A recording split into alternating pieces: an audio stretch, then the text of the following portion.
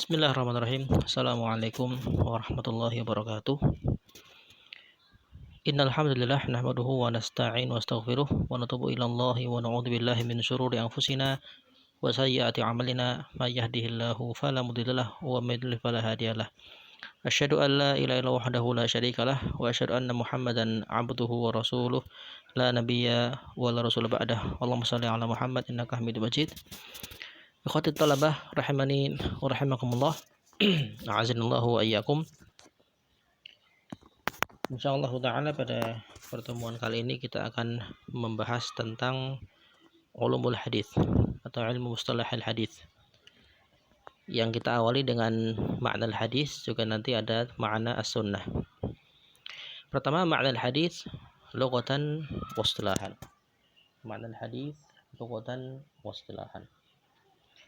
Al-haditsu lughatan al-jadid, naqidul qadim. Itu ada kata yang hilang di sini. Naqidu, ya, naqidu itu lawan. Jadi hadits secara bahasa adalah al-jadid, lawan dari qadim. Ini makna secara lughah. Kemudian makna hadits fil istilah itu bukan fil istilah, ada salah ketik di situ, harusnya fil istilah. Di sini fil istilah adalah ma udhifa ila nabi sallallahu alaihi wasallam ba'da nubuwatihi min qaulin aw fi'lin aw sifatin aw taqrir. Makna hadis secara istilah adalah apa yang disandarkan kepada Nabi sallallahu alaihi wasallam setelah kenabian beliau, baik itu perkataan, perbuatan atau sifat, atau juga takrir, ketetapan, atau takrir, ketetapan. Misalul qaul. Nanti di sini berarti ada 1 2 3 4 ya. Ucapan, perbuatan, sifat atau ketetapan. Kalau itu dinisbatkan atau disandarkan kepada Nabi Muhammad SAW, maka itulah hadis. Contoh qaul, misal 'alal qaul ma takalla bihin Nabi SAW wa lafadha bihi. Apa yang beliau lafadzkan, yang beliau ucapkan. Contohnya adalah di sini disebutkan innamal a'malu binniyat wa innamal likulli imri'in ma nawa. Ini contoh lafadz atau qaul beliau sallallahu alaihi wasallam. Hadis yang masyhur kita kenal. Kemudian berikutnya misalu 'alal fi'l. Contoh perbuatan ya, perbuatan. Ma'uthira anhu sallallahu alaihi wasallam minal af'al. Apa yang disandarkan kepada beliau dari perbuatan. Wa min amsalati dzalika ma nukila anhu annahu kana la yada'u arba'an qabla adh-dhuhri wa rak'atain qabla al-ghadat. Bahwa beliau SAW kana la yada'u, konon tidak pernah meninggalkan 4 rakaat sebelum zuhur dan 2 rakaat sebelum subuh. Ya, ghadat itu pagi. Jadi maknanya 2 rakaat qabliyah subuh dan 4 rakaat sebelum maghrib, sebelum zuhur itu tidak ditinggalkan beliau SAW. Itu berarti perbuatan beliau.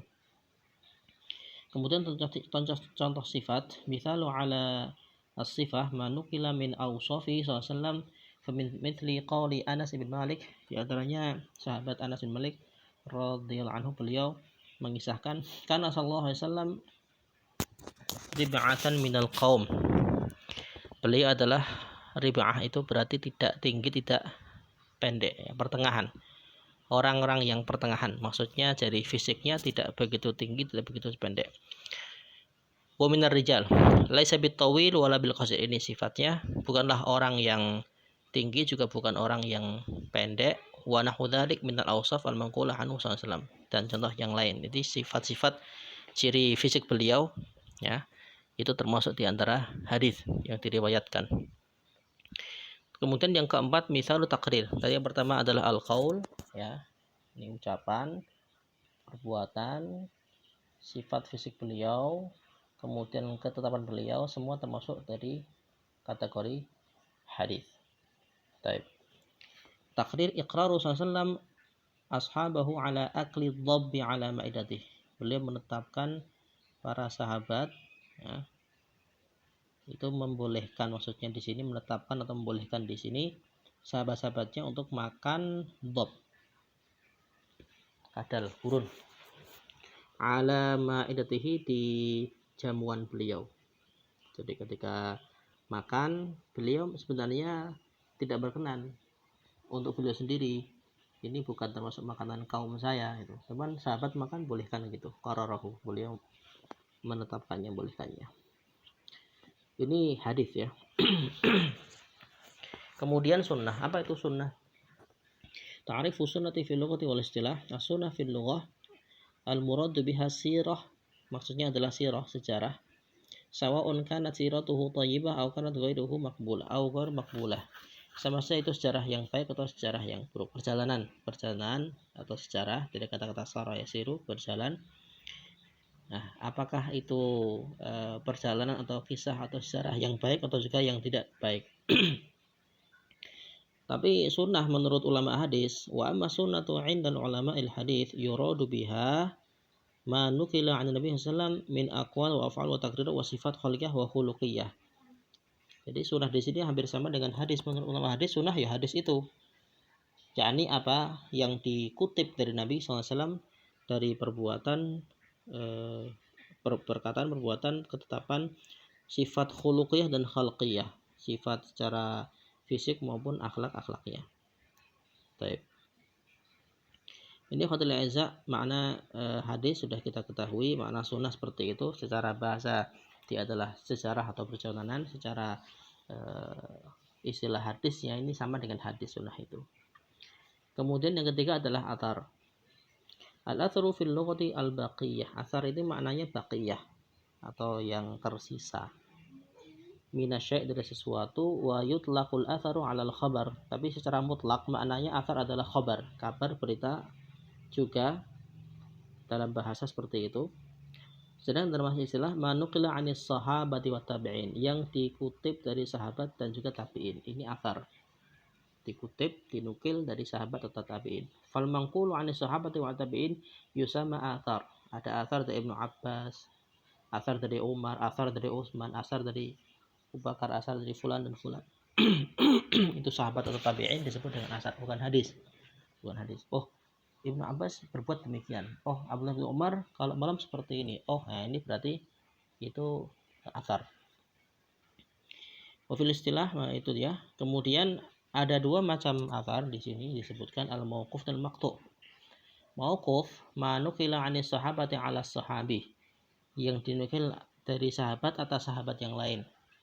Anas mengatakan Abu Bakar demikian, Abdullah bin Umar mengatakan Ibnu Abbas seperti ini, itu berarti mauquf.